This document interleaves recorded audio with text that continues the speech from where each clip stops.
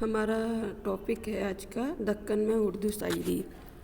15ویں صدی میں بہمنی سلطنت ٹوٹ کر 5 ریاستوں میں تقسیم ہو گئی تھی، لیکن ہمارے نقطہ نظر سے ان میں سے صرف 2 ریاستیں اہم ہیں، بیجاپور ریاست اور دوسری ہے گولکنڈہ ریاست۔ بیجاپور میں عادل شاہی ریاست قائم ہوئی اور گولکنڈہ میں قطب شاہی ریاست قائم ہوئی تھی۔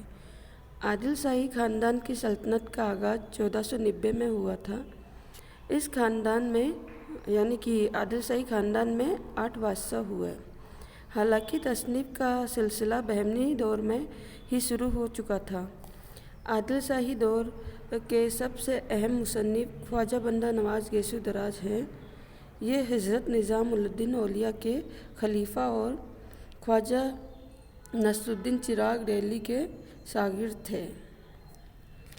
تصوف سے متعلق متعدد رسالے ان سے منسوب کیے جاتے ہیں، مثلاً معراج العاشقین، ہدایت نامہ، تلاوت الجود اور رسالہ بارہ ماسہ۔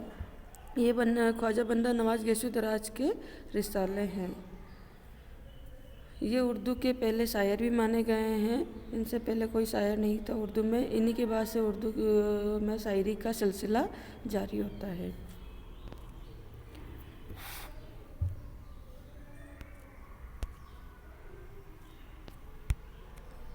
ان کے پوتے علاؤالدین حسینی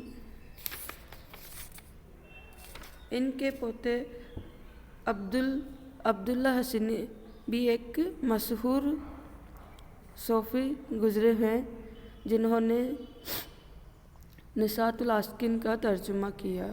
سلطان احمد شاہ بہمنی کے دور میں ایک درباری شاعر فخر الدین نظامی نے مثنوی قدم راؤ پدم راؤ لکھی۔ 15ویں صدی کے دکن میں جو نام قابل ذکر ہے، ان میں ایک اہم نام شاہ میراجی شمس الاشاق جو کہ 1497 سے 1562 تک رہے تھے، ان کا نام اہم ہے۔ ان کی تصانیف خوشنامہ اور خوش نغز 2 مثنویاں ہیں اور شہادت الحقائق ایک طویل نظم ہے۔ اس نظم میں 1563 اشعار لکھے گئے ہیں۔ میراجی نے جو ان کی بہت طویل یعنی کہ بہت لمبی نظم ہے، یہ بہت بڑی نظم ہے اور اس میں 1563 کے قریب اشعار لکھے گئے ہیں۔ سرخ مرغوب القلوب بھی ان سے یادگار ہے جو قادر کر سب جگ کو روزگار دو، یہ تو سب جگ سوے۔ شاہ میراجی کی نظم خوش نامہ 177 اشعار پر مشتمل ہے۔ برہان الدین جانم کی نظم ارشاد نامہ کا سنِ تصنیف 990 ہجری ہے۔ یہ ان کی سب سے بڑی نظم ہے۔ اس میں 25,500 اشعار لکھے گئے ہیں۔ شاہ میراجی کے بیٹے شاہ برہان الدین جانم جو کہ 1554 سے 1599 میں رہے، بھی ایک صوفی شاعر عالم تھے۔ ان کی کئی شعری تصانیف موجود ہیں، مثلاً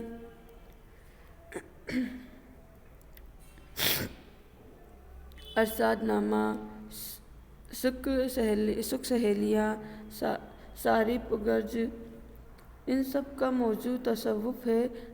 جو شاہ میراجی کی جتنی بھی نظمیں اور غزلیں ملتی ہے، ان سب کا تصوف صوفی تصوف ملتا ہے۔ ان کا موضوع ایک تصوف یعنی کہ صوفی شاعر تھے وہ۔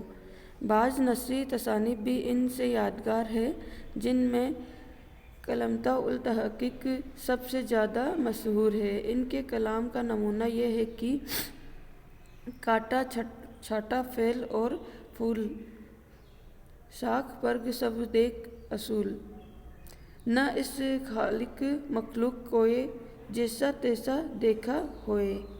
برہان الدین جانم کے صاحبزادے امین الدین اولیاء بھی صاحب فضل بزرگ تھے۔ انہوں نے نظم اور نثر دونوں میں طبع آزمائی ہے۔ ان کی تصانیف میں محب نامہ، گنج محقق وغیرہ وغیرہ ہے۔